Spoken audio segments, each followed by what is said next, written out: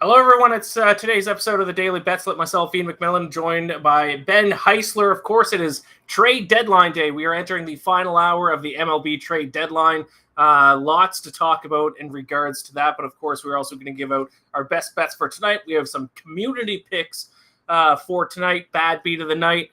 And the game of the night is the Jays and the Rays in AL East battle. Pivotal AL East series going on there. But of course, like I said, we are entering the final hour. We'll be watching to see any live trades go down while we are live.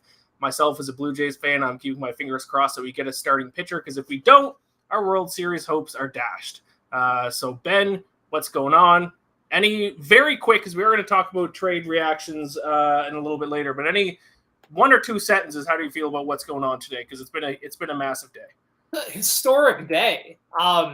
Peter Gammons, who's been covering Major League Baseball for a gazillion years and Hall of Famer and an icon, was just on MLB Network a couple minutes ago and said that the Juan Soto trade is the biggest trade that he's ever seen in Major League Baseball history.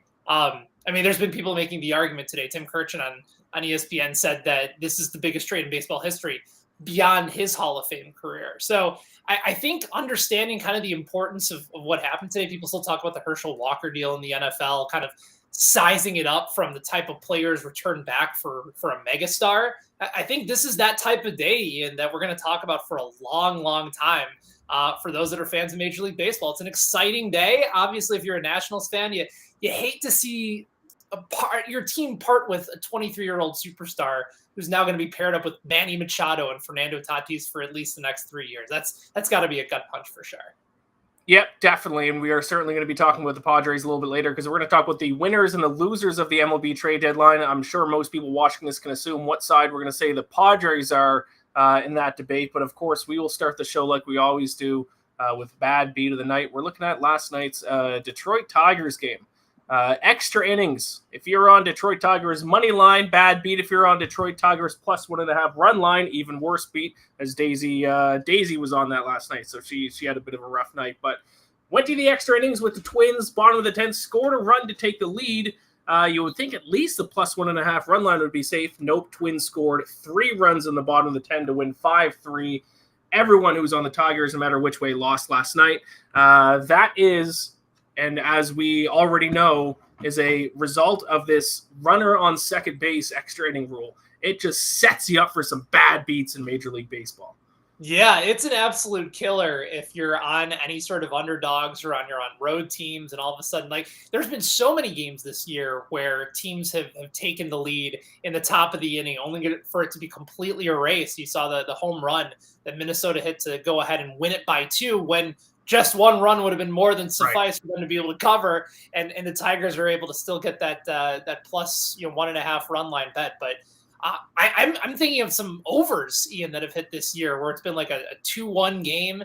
It's 2-2 heading into extra innings, and the total at that point is like 9 or even 9.5. And you look up a couple innings later because both teams have just traded back and forth runs, and the total is at 10. And you're looking at yourself like, how did this even happen? This is just an absolute disaster of a play that I just had. So yeah, it's fun in the moment, but if you're on the wrong side of it, it's an absolute gut punch. And I will say this: once the postseason comes back and they get rid of this, second base runner nonsense, you're going to start to see, I think, a little bit more action on some of these teams when it comes to the underdog on the run line, because it's going to even out a little bit at some point. Yeah, for sure. Yeah, that extra runner on second base and extra innings just sets you up for failure every single time. Do you like the rule, though, Ian? Like, for the regular season, to make the game more interesting and to try and move it along so there's not these 18, 19 inning games. Do you still think it's a good rule? I like the rule depending on what bet I'm on. Like, if I'm on an over bet, like you mentioned, and it's like a low scoring game, but it's close, I'm like, all right, let's get to extra innings, and I got a chance. So, you change based on the surroundings that you're in. Okay, sticking to my sports betting nature, it truly depends on one night. If I'm on the under, I hate it. Next night, if I'm on the over, I love it. I think as a fan, I think it does add a little bit of excitement. And let's be honest, Ben, nobody wants to watch a 15 inning game between the Reds and the Pirates in the middle of July. So I think for some of those really bad matchups that we have to, live through, it's good to it helps get those games over with because no one wants to sit through that. That's fair. Yeah, it's sort of like the equivalent of the shootout in soccer. It's not a real way to decide a winner, but here they are, especially in the regular season. Same thing with hockey. Like you prefer to have a real overtime period. And I guess they decided, tie's no good anymore. We're going to just move on and create something sort of extraneous that makes people feel better about the end result. Yeah, get rid of the rules in the playoffs. I think that's the best thing to do, and that's what they do. But, there's 162 games in an MLB season, 82 if we're talking hockey. Like, get these games over with. We don't need them to drag on forever. So I like it from that sense. But let's get into some best bets for tonight. We have a few community picks from the BetSided community that we're going to get into, as always. I believe we have 4. 3 in Major League Baseball, and then 1, I think the first ever Dana White Contender Series for the hardcore MMA fans who want to get in on some action tonight. We have a pick in that as well. So why don't we start off with some Major League Baseball, though? If we can bring up the first community pick for tonight is from Sean Mitchelson, sending in another pick at the Sox Fan 24. Pittsburgh, Milwaukee, first 5, under 4, -115. Burns 1.57 road ERA, and Pittsburgh offense is 28th in runs scored. Wilson has been solid in July in 2 runs in 10 innings pitched versus Milwaukee this year. Milwaukee pretty much just needs to get to 5 in first 5 to lose. So I love it when people sending in the picks and they have a little breakdown with it as well. It makes our job a little bit easier. Do you have anything to add to that, Ben? The first glance at Bryce Wilson overall is not particularly good. He's got a 6.31 ERA. And if you're saying, well, maybe he's been a little bit unlucky, to a certain extent he has been because his fielding independent pitching is about 2 runs less, but it's still 4.68. So he's been bad, even though he hasn't been as bad in July. So yes, like you're banking on Milwaukee to try and basically get the job done here. And yeah, the improved numbers will certainly help. Milwaukee's offense has been a little bit hot or cold this year. So I don't mind the play. 4 feels like a reasonable number that I think that they can probably get to. So yeah, I don't mind the under here.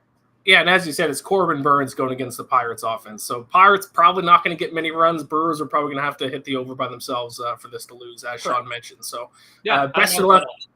Yep, best of luck with that one, Sean. Let's bring up community pick number 2 from The Gambler at SportsBetsIL. I'm assuming the IL stands for Illinois, maybe. Shout out Illinois, possibly. I really like the over 7 -115 in the Blue Jays and Rays game. The Jays are better versus right-handed pitchers. Rays offense has been better of late. 5+ runs in 8 of 14 and 4+ in 11 of past 14. I also like the Guardians money line against the Diamondbacks tonight. Yes, the Sports Gambler. That is the game of the night, so we are not going to spoil our picks yet. A little bit more on that Rays-Jays game, but one of the points that you used is one that I will use to back my pick. So we are looking at some similar numbers there. But the other one, Guardians over producer Joanne's Diamondbacks tonight. I think we both have player props for this one that we'll get into in a little bit, but what about a side? Guardians home favorites in that one. It's hard to disagree. I think Joe Summers talked about it today over at BetSided that the Guardians, I think, in this spot have gone 18-3 in their last 21 games at home in this particular scenario. And Tristan McKenzie has been outstanding over his last several starts as well. Zach Gallen's been good this year, too. There's some potential issues about regression coming, but he's somebody that I trust. I think if I'm leaning towards a side on this game, it's hard for me to disagree with Cleveland here, but I do expect a solid performance out of Gallen as well. So this will likely be a bullpen game. Stay away from me on a side, but if I had to take a side, I don't mind Cleveland here. An underrated pitching matchup because, the two teams aren't exactly, a fantastic matchup is looking at the record, but Zach Allen, 3.24 ERA. They both have a 3.24 ERA, so same ERAs between the two starting pitchers. So yeah, real shame that it didn't make the game of the night, though. It's right near the top of the list. We were really debating this one hard, but just Diamondbacks and Guardians, unfortunately, just couldn't pull the trigger tonight. No, we could not. Let's bring up the third pick for tonight. Buxton home run with the Yankees spread. So I don't know if is that a parlay? You're parlaying a home run prop bet with the Yankees -1.5. This comes from R1CO, so Rico at Ricardo Plug. I don't know. Did anyone in Daily? I didn't read our Daily Dinger. I didn't pick Buxton. Was anyone? Are you on Buxton as well? I am on Buxton tonight. Yeah, there you go. I'm very excited about that. I mean, hard to disagree from certainly that standpoint. Nailing my my Daily Dinger pick tonight with Buxton. It's a great pitching matchup against the Tigers. He has 4 home runs in his last 6 games. Manning, who's starting for the Tigers tonight, ERA looks good, but his expected ERA over at Fangraphs is basically double that. And he's only pitched in about 8 major league innings and 2 starts. So not really a guy that you want to trust at this point. And then as for the Yankees, I mean, Logan Gilbert was my preseason Cy Young Award pick. It's probably doubtful at this point. Tyone's been great. And the Yankees are -165 on the line tonight. So I get it. The idea of doing a Buxton home run or anybody for a home run pick playing with another money line team, that's bold. But certainly I'll say this. I like the first bet much more than I like the combined picks together. Yes, I would not recommend parlaying with a home run prop bet, but hey, if it hits, you look smart. I will say though, Ben, Logan Gilbert probably not going to win Cy Young, but also respect to that pick because he's not a guy I don't think anyone was picking, and like I said, probably not going to win the Cy Young, but he's having a very, very, very solid season for the Mariners. Yeah, he's been awesome. Obviously got off to an amazing start. I was doing one of those premature pat yourself on the back after he was the American League Pitcher of the Month. I think it was between like him and Kevin Gausman, who also got off to a ridiculous start. Came back to life a little bit, but the Seattle team, they're competing for a playoff spot. They're a really solid team. Got off to that massive winning streak. So he's going to be a crucial part of what they're doing. And now with Luis Castillo, that's going to be a nice addition to try and take a little bit of pressure off from the rest of the way. And let's bring up the final best bet for tonight. I'm going to be honest, even though I am a MMA, a UFC fan, I don't have much to add to this. Dana White Contender Series, like I said, this is, if you're watching Dana White Contender Series on Tuesday night, you are a hardcore MMA fan. But Adam at Aquin, AQUINN 979 is giving out Charlie Campbell money line tonight in Dana White Contender Series. Now, you got to search around a little bit to find the odds to bet on tonight, but he is available out there somewhere on the internet at around -172, taking on Chris Duncan.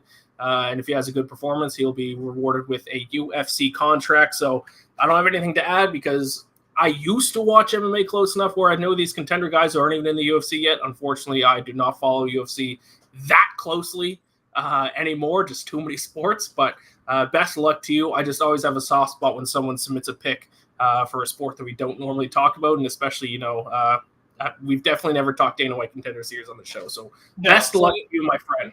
So it's Campbell versus Duncan is the matchup on the board tonight. That sounds like a UFC fight, so yes. I can get behind it.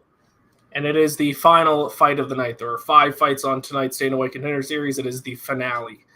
So he is on Campbell against Duncan. I found some odds at around -172. So there you go. How about that? If we're making history on today's episode, the first ever Dana White Contender Series pick. I think there was a different sport last week. I think it was the first time someone submitted a tennis pick, an ATP pick. I think that was the first time. So always love to see those new sports come. It's been a week of history on the show. I think on Monday's show that I did with Peter, it was the first bad beat that we had mentioned on the course of the show. So we're slowly expanding. If you got we might have cricket at some point next week, Ian, depending on some of these bad beats are. Like we're fully here for embracing whatever beats, whatever sports, whatever bets come your way on this show. We're very inclusive here at BetSided. Full disclosure, I do have Noah Syndergaard's name typed into Twitter, and I just keep refreshing because that's the name apparently rumored to be tied to the Blue Jays. Nothing as of yet. TikTok, 45 minutes left until the official MLB trade deadline. But before we talk about the trade deadline, we got to get out our best bets for tonight. I got 3 picks in Major League Baseball. Ben, you have 1 and then 2 in the WNBA. And of course, we have our game of the night ones for tonight as well. Really quick before we get into that, of course, friend of the program, Cody Wells, submits his pick in the chat. If we can bring that up. Jonathan Shoup over 1.5 total bases plus 125. He's 16 for 44 with 3 doubles and 6 home runs against Chris Archer. Shoup to hit a home run also you can sprinkle on at 5-1. This kind of seems to be, Cody, of course, he submits a lot of picks for the show, and we appreciate it. This kind of seems to be a thing where he kind of targets. He likes doing these over total bases, and he likes to target guys who've had past success against certain pitchers. So it has been working for him. We appreciate him sitting in those picks. If you find a certain type of bet that works for you, just keep hammering it. So Jonathan Shoup over 1.5 total bases. Yeah. Scope is one of those guys too for Detroit where he can get on some hot and cold streaks from time to time, but especially against Archer, that's a guy that he's seen a lot over the course of and the 6 home runs, especially being able to get those odds, maybe tie them up together. This is a classic play, going for both the total bases and then sprinkling a little bit on a home run play at odds of plus 400 or above. So he's been successful with it throughout the bulk of the season. I know yesterday's pick did not go well for him, so all the more reason to jump on board and tail our guy tonight. Are you trying to tell me his last name is pronounced Scope? Yes. Trust me, the first time I saw Jonathan Scope's name, I thought it was Shoup, like the old Salt and Pepper song. That's what I thought it was. I mean, you look at it, and it should be Shoup, Shoop-a-loop. No, not the case. Jonathan Scope, if I'm not mistaken, I think he's from the Netherlands, and I don't know if that necessarily plays into pronunciation of his last name, but yeah, Jonathan Scope. Is how you pronounce it, not Shoup, unfortunately. He is from a Dutch Caribbean island, Willemstad. Look at that. Some of my old MLB Network radio producer days coming back into full. Yeah, I remember because he was like representing them for the World Baseball Classic. Part of the Dutch team. Unbelievable. Yeah, and that's another victim of me not listening to broadcasts and MLB games. Just I've known this player forever. I just always thought he was Shoup. Yeah, and very disappointing too that for someone with the last name Scope has not picked up an endorsement from the mouthwash company. Like that was right there for him. Yes, you are correct. But thank you for that pick, Cody. Best of luck with that tonight. Let's get into our picks, Ben. Yeah. I'll list off a couple. Why don't we do this? Because I got a couple total bets, and then we'll give out our 2 pitcher props, and then you'll wrap up with some WNBA. Yeah, let's do it. All right, so my first pick for tonight, like I said, I got a couple total bets. The first pick I'm looking at tonight is the over 8.5 at minus 120 between the Orioles and the Rangers. I'm not trying not to overthink this one too much. It's a matchup between 2 pretty inconsistent pitchers, and Jordan Lyles was a 4.56 ERA, and Spencer Howard with a 5.93 ERA. So all we really need to do is have one of them to have a bad start, and we should be in good position for this over to hit. And also, if I was looking at their bullpen usage in their matchup last night, I think they're going to – Keegan Aiken was used for the Orioles, so they're not going to be able to go to him tonight. He pitched, I think, 2 innings last night. The Rangers kind of depleted their bullpen last night, so even if it goes to the bullpen, I think we're in a decent spot. It's only 8.5. I'll take the over and just root for some runs in that one. Yeah, again, anytime you're going with Jordan Lyles, it's sort of been the definition of consistently mediocre throughout the course of the year. That makes sense. I know I'm trying to remember who wrote the story over at BetSided today, but I believe they're also on that play as well.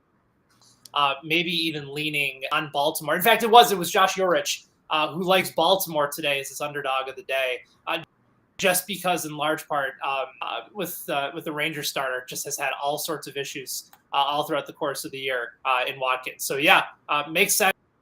Plenty of runs expected with both mediocre to below average pitchers on the mound. For sure. And the other over I'm going to look at is actually a first 5 over. Trying to get back to the first 5 bets a little bit more. I've done them a lot in seasons past, not a lot of success. I've kind of strayed away from them this season a little bit. Trying to get back into them a little bit. Going Cubs, Cardinals, first 5 over at 4.5. Both teams rank inside the top 10 in first 5 inning runs per game. Cardinals are 6th, averaging 2.75. Cubs are 8th, averaging 2.68. And also, Keegan Thompson gets a start for the Cubs. excuse me, pretty strong ERA of 3.16, but he's struggled at the start of his games. Through innings 1 through 3, his ERA is 4.61. So he's one of those guys that gets off to slow starts and then kind of finds his footing a little bit. So if he can allow a couple of early runs in this game, I think we're in a good spot for this one to cash. So Cubs Cardinals first 5 over 4.5 -105. Yeah, I think a lot of it is going to be dependent on which Cubs line shows up to the ballpark tonight, because we'll find out obviously in a matter of 40 minutes or less whether they'll have Wilson Contreras, whether they'll have Ian Happ. They could be missing some major guys off their roster. They obviously traded for David Robertson today, so I wouldn't necessarily worry about that from the back end. It'll just be a matter of whether or not they can score. And Adam Wainwright at age 70 or whatever right now, continuing to defy logic and still pitching really solid. Still gets up a handful of hits, but does a really good job of limiting the damage. And Keegan Thompson has been a nice bright spot for the Cubs. Really versatile arm that they can build their future around. But yeah, like settles early on. Eventually, he just needs a little bit of time to settle in. So if the Cardinals can get to him early, obviously that game is in St. Louis. Yeah, I certainly don't mind that play, and good odds on that too at the first 5 of over 4.5. Yeah, for sure. Now, like I mentioned, we both have a couple of pitcher props for tonight. They're actually both in the same game, I believe. So why don't you give me yours first, and then I'll give them mine. Yeah, so it was brought up over the course of the community bets today regarding Arizona and Cleveland. And yeah, Mackenzie's but Zach Gallen goes for Arizona. Like you mentioned, this is a guy that's been fairly consistent and one of the better pitchers in the diamond this year. And his strikeout prop is really abnormally low. It's only 4.5. And I think that number is way too low, even against a team, Ian, like Cleveland, who's been the best in Major League Baseball at avoiding punchouts. It's only around % or so in the second half of the season. That's a really, really impressive number. But Gallen is one of those guys to go deeper into games. Last 3 starts, he's averaged more than 6 innings per start. He's also hit this over in 4 consecutive games. And remember, this is still a team in a rotation that has some sort of consistency issues, particularly at home. So Gallen going on the road in this matchup, I think sets up particularly well for him. I like the fact that he's going longer into games. And one other note, too, from this game, he's not walking guys in the second half. His strikeout to walk ratio is 12-1 in the second half of play. What does that mean? That means he's lasting longer in the games. He's going deeper into ball games and consequently racking up strikeouts as a result of it. It's a good pitching matchup tonight. They're going to need him to stick around. I think 4.5 is too small. And earlier today, I got it at +105. It's now down to +100, but I still think that's great value for a guy that has hit this number fairly consistently. Really quick, some kind of breaking news. John Morosi, is that how I'm sure I'm mispronouncing last name? Yes, John Morosi of MLB Network and Fox Sports announces Noah Syndergaard pursuit is down to 2 finalists, Jays and Phillies. So it looks like Syndergaard will be on the move. It's just going to be, is it going to be my Blue Jays or is it going to be the Phillies? So I will keep an eye on that. Maybe that'll be announced before the end of the show. But yes, back to pitcher props. And I don't think I've seen any other trades. Ben, if you see any, let me know. But that was the one that kind of came across my timeline. I am going to go the opposite direction in the other starting pitcher for the game. I'm going to take Tristan McKenzie under 5.5 strikeouts. Getting it at +125. I think when you're betting on Arizona, it's all about finding some Diamondbacks in the rough. I see what you did there. All right. Just pause for laughter on that one. But this is a bet that I've actually been targeting a couple times recently because since the start of July, Arizona has been extremely good at not striking out. Dating back to July 1st, they have the 4th lowest strikeout rate at 19.5%. Only the Guardians, Blue Jays, and Dodgers have better strikeout numbers since July 1st. Now, Tristan McKenzie has surpassed this number in 3 of his last 5 starts, but I think that's why we're getting it all the way up at +125. So at that price, I'm willing to take a shot on it. But that's kind of what I'm doing with strikeout props, where these teams that may not necessarily have the best strikeout numbers all season, but they have over the past month or so, those are the teams I'm going to start to target because to your point, Ben, with your pick, with the Guardians, the secret is out about the Guardians. Everyone knows that they are the best team in terms of strikeout rate. They have been since the start of the year. So now it's like the sports books are kind of over adjusting to it. So now you got to have to try to find these teams that maybe their season long numbers aren't great when it comes to strikeout rate, but maybe in the past month and a half, they're doing better in that categories. Those are the teams I'm going to start to target, and the Diamondbacks are certainly at the top of the list. So I'm going to take under 5.5 strikeouts for Tristan McKenzie tonight. Yeah, and the thing about McKenzie too is that a couple of his starts this year, he's had some massive strikeout totals. 3 starts ago against Detroit, he had 12 strikeouts, but it's against the top and one of the worst strikeout teams all throughout the course of the season, and that can overinflate some of these numbers as well. So I think 5.5, a good line for makers to set, but especially the type of value that you're getting at plus 125. I think that's a spectacular call. So I really do like that play. Perfect. So we do have a couple more MLB picks. That'll be when we talk about the game of the night tonight between the Jays and Rays. Let's switch over to a sport we haven't touched on yet. The WNBA, a couple of games for tonight that you have picks for, Ben. Yeah, so let's start with a play on a full side, and I'll get to a play that I have in the first half coming up after this. Connecticut's having a really, really solid year. They host the Phoenix Mercury tonight. Mercury have been a bad team on the road, just 4-12, but they're 13-7 overall. They still have an outside shot of trying to make a final push for the postseason. It's basically the top 5 teams and then everybody else, with the exception of Indiana, trying to make one final push. But the Mercury have actually been playing better basketball in the second half. A bad loss on the road against New York. They lost by 20, but they've also won 3 of their last 5 games. Connecticut is coming off of a pretty 95-92 loss at home against the first place Chicago Sky. This kind of feels like a bit of a trap game for them. Go and stay at home, bring in a team like Phoenix, who's a little bit more desperate than they are, especially trying to make a run. Skylar Diggins-Smith is in the conversation, albeit not at the top of the conversation for WNBA MVP. They still have Diana Taurasi, a team that's just still far away, but when they play well, they're one of the best offenses in the league. So I think Phoenix at plus 10 feels like it's a little bit too much on the side of Connecticut. So I think they can cover the line here when it comes to the early game in the WNBA tonight. The later game that I really like tonight is a first half over between the Las Vegas Aces and the Washington Mystics. So Washington, for anybody that's been following the league, they know that that's a dominant defense in the WNBA. It's been them. It's been Seattle throughout the course of the year.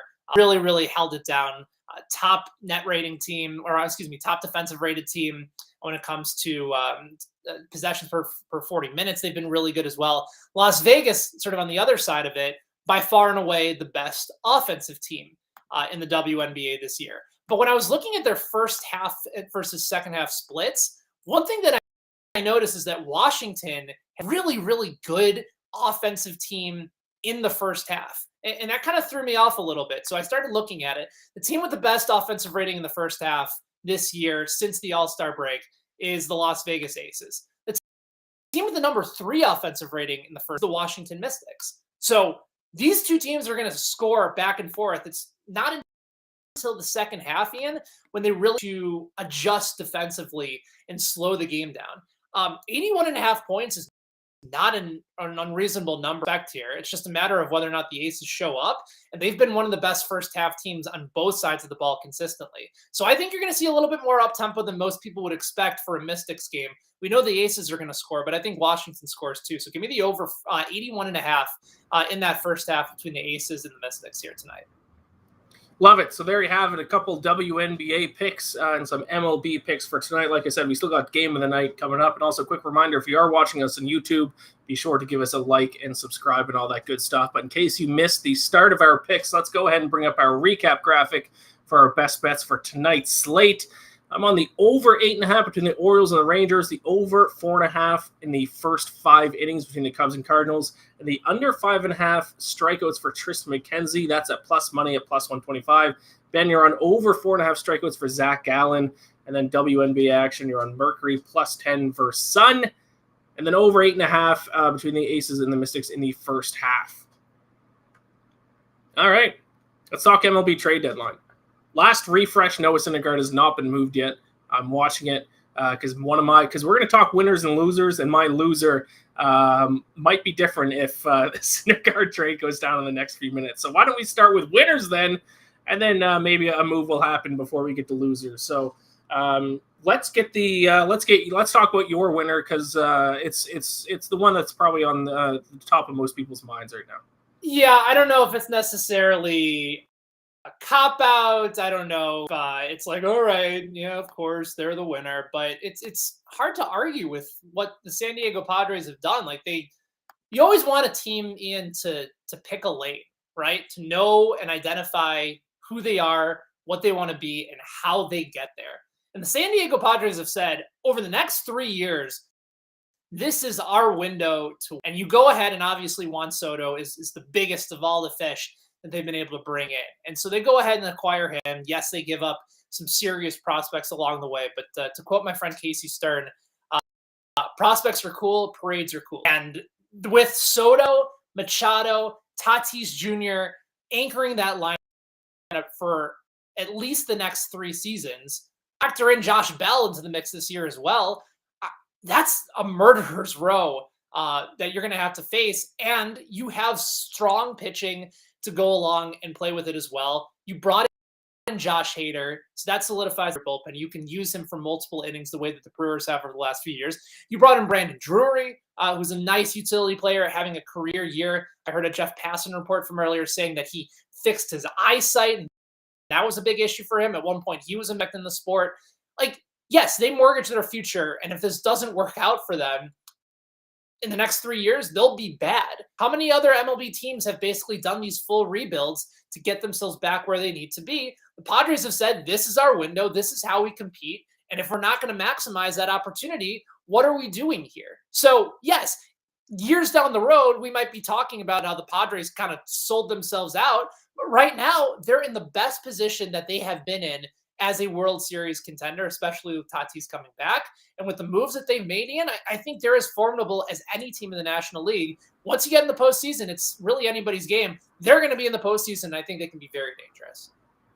Yeah, I have a very strong opinion about trading prospects, and it's probably, I'm obviously not a general manager, not even close to that level, so anyone who is in that business will probably think this is an idiotic take, but in my opinion, best case scenario, those prospects turn into the guys that you're trading for. So, why would you not just take guys that are guaranteed to be good now to give yourselves a chance to win now? What's so good about winning in the future when you could have a chance to win now? Right. You know what I mean? I do. I think it's all dependent on what your plan is. Here in Kansas City, just as a quick example, I had been advocating for the Royals to move Whit Merrifield probably since 2018. He had come up as a late bloomer player at age 28, age 29. He was under team control for 3-4 years. And if you're the Royals, you have to ask yourself, is Whit Merrifield going to be on our next World Series team? If the answer is no, then you go ahead and you move him for prospects for when you're building your team for that championship window. And they weren't in it, and they weren't going to be it for the next several years. This is a situation where the Padres know exactly what they are. And I feel like they took advantage of it. And even though Washington could potentially be back in another World Series with Juan Soto, it's so different because he's 23 years old and arguably the best player in the sport. And he could have been there for a long, long time, possibly winning multiple championships. Yeah, last comment on this, Cody Wells chimes in, Luke Voigt is the loser. I believe that is the last player that the Padres ended up sending, wasn't it? Because... Yeah, Haas turned down the deal to go from San Diego to Washington, so he ended up getting moved to the Boston Red Sox instead. Which, Haas gave it to him. He negotiated it. Good for him. Yeah, getting sent from the Padres to the Nationals stinks. So you're right. Luke Voigt probably is the biggest loser there. My winner is a player or is a team that a lot of people haven't been talking about today because they made their move there, yesterday or the day before. And that is the Seattle Mariners getting Luis Castillo. I don't think enough people are kind of giving the respect to the Mariners now, but you look at their rotation now after getting Luis Castillo. Robbie Ray, Castillo, Logan Gilbert, we talked about earlier, Marco Gonzalez, Chris Flexen. This is a very, very, very good rotation now. Obviously, they aren't going to win the AL West, but it looks like they, especially with the Orioles kind of selling at the deadline, they're going to be in a very good spot to make it into the wild card. This is I think outside Soto, I think this is the most impactful player that was dealt at the trade line. And look out for the Mariners. Obviously their team's still a little bit young. They need to get hot on offense. They are kind of on that hot streak, but in the playoffs, they'll have what. Just make the playoffs, especially in baseball. Anything can happen if you can make the playoffs, and this kind of really solidifies the rotation. So I think the Mariners are a big winner that some people have just forgotten about. Yeah, they also acquired Matthew Boyd from the Detroit Tigers, who at one point got off to a really, really nice start. He's got a 3.89 ERA this year as well. Add some more depth into that rotation, and also you can use him as a swingman in the bullpen. It's the longest current playoff drought in baseball. The last time the Mariners made the playoffs was that 116 win was managed by Lou Piniella. You had Ichiro and Edgar Martinez and John Olerud and Brett Boone, who I think in his steroid year hit 37 home runs. It's been a long damn time, and it's a good fan base in Seattle too. So yeah. Good for them for getting Castillo. That's another guy that fits really well right at the top of that rotation with guys like Logan Gilbert along the way. And Robert all right, let's talk about biggest losers of the trade deadline with about 24 minutes left until it's officially over. Who's your biggest loser of the deadline? So I know I'm going to get crushed for saying this because I'm going to say, Homer, you live in Kansas City. Of course, you're going to bash the St. Louis Cardinals, but for a team that was the other reported favorite to land Juan Soto and then not get him, and also not really do anything other than acquire Jose Quintana, had a nice year in Pittsburgh. Like, the reason that he ended up signing with the Pirates was to eventually move him for this type of scenario. But I've seen Jose Quintana for several years in Chicago. Like, at this point in his career, he's a back-end starter that will be able to give you innings. And that's about it. That's not what the Cardinals need right now as they slip further and further out of the Whites. Paul Goldschmidt's having an MVP caliber year. Nolan Arenado's had an awesome year. Ian, they need to make moves to get themselves in contention, especially with Milwaukee being aggressive at the deadline. Yeah, they moved Hader, but they also got other pieces as well. National League West in the wild card spot just got a little bit more difficult with the moves that the Padres made. We're still not sure whether or not the Giants are going to sell. Basically just got some starting pitching depth when you need high situation, high leverage guys in your rotation come playoff time, and they haven't done that to this point. So I'm not sure what they're doing. They're going to go on another massive second half run, but if you're thinking that you might have a shot at Juan Soto and you walk out of the trade deadline, Jose Quintana, and that's it, man, that's not a good feeling if you're a St. Louis Cardinals fan right now. So they're one of the, if I had to narrow it down, I would say the Cardinals right now, biggest loser of the deadline because they didn't really get out and get what they needed to get. Yeah, speaking about teams who haven't gone out and gotten what they needed to get, I mean, my loser is very predictable, but it might be all for naught here in about 5 minutes, depending on how the end of this goes. But it's my Toronto Blue Jays. I have knots in my stomach trying to watch them trade for someone this past week. I thought they were going to get Frankie Montas. Luis Castillo was obviously out there. I thought he might have been a little bit overreached, but not only do you not get them for yourselves, you allow the New York Yankees to get Frankie Montas and Lou Trevino, and you allow the Mariners to get Luis Castillo, a guy who you might face in the playoffs, while really not really doing a whole lot. They did finally get a couple relievers today, so I'm not as mad as I was when I woke up this morning because they did need reliever help, especially one of the guys that they got is a Canadian, Zach Pop. So I like that quite a bit. Bring him home, him and Anthony Bass. That's going to shore up our bullpen a little bit for sure. But out of all the top contenders, I know some teams like kind of on the bubble needed some pitching help, but of the top contenders, nobody needed more pitching help than the Toronto Blue Jays. Their starting rotation is 14th in Major League Baseball in ERA. That's not going to win a World Series. You lost Hyunjin Ryu. Jose Barrios has been a huge disappointment this season. Yusei Kikuchi stinks. They got to get rid of him or at least put him in the bullpen because they lose every game that he starts. He stinks. Now, if they get Noah Syndergaard, I'll be fine. I won't be ecstatic because I still would have liked Frankie Montas or obviously Luis Castillo a little bit more. But this is a team that has arguably the best offense in Major League Baseball, a team that has to compete in the AL East. You can't just sit around and hope that your pitching is going to get hot come the playoffs. It's just not going to happen. You had to make moves, and even if they make one right at the final alarm here in about 20 minutes, I just still don't think it's enough, and that's disappointing for a team that who knows how long your window is going to last for because it's tough to get a team this good in Toronto, to be honest. I feel like the Jays are the perfect team to Carlos Rodon. I think about last year when it was either last year or maybe the year before when they got Robbie Ray, kind of bought low on him and turned him into a Cy Young caliber pitcher. Obviously, you'd be buying high on, but he could go right into that rotation, stuff plays, factor him in with somebody like Gausman at the top of the rotation. That's as scary as any team, I think, especially in the AL East, to be those guys near the top. So he would make a lot of sense. He's also a free agent at the end of the season. They can decide if they want to keep him around long. But you would think Toronto being in their window right now with the way that their offense is playing, to me, that would be a move that would make a ton of sense, especially with some of the dangerous lineups that they have in the American League to face.